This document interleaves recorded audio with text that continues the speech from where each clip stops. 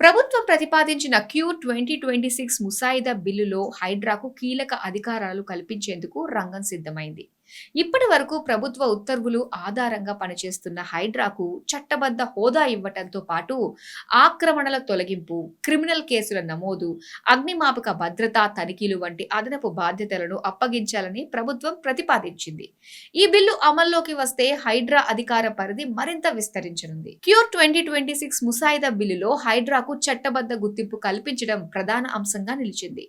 చట్టబద్ధ హోదా లభిస్తే ప్రజా ఆస్తుల పరిరక్షణ, ఆక్రమణల తొలగింపు, పట్టణ ప్రణాళిక అమలులో హైడ్రా మరింత ప్రభావవంతంగా పనిచేసే అవకాశం ఉంది. ముఖ్యంగా చెరువులు, కుంటలు, డ్రైనేజీలు, కాలువలు, జలాశయాలపై జరిగిన ఆక్రమణలను గుర్తించి నేరుగా చర్యలు తీసుకునే అధికారం సంస్థకు లభించనుంది.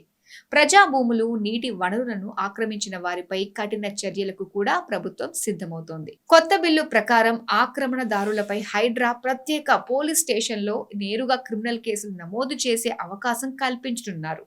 ఇప్పటికే ప్రత్యేక పోలీస్ స్టేషన్ ఏర్పాటు చేసినప్పటికీ చట్టపరమైన స్పష్టత లేక కేసుల నమోదులో ఇబ్బందులు ఎదురవుతున్నాయి. బిల్లు చట్టంగా మారితే ఈ సమస్య తొలగి చర్యలు మరింత వేగవంతం కానున్నాయి. చెరువుల రక్షణ, విపత్తు నిర్వహణ వ్యవస్థల్లోనూ హైడ్రా కీలక పాత్ర పోషించనుంది. ముసాయిదా బిల్లు ప్రకారం హైడ్రా కమిషనర్ చెరువుల రక్షణ కమిటీకి చైర్మన్ గా, విపత్తు నిర్వహణ వ్యవస్థకు కన్వీనర్ గా వ్యవహరించనున్నారు.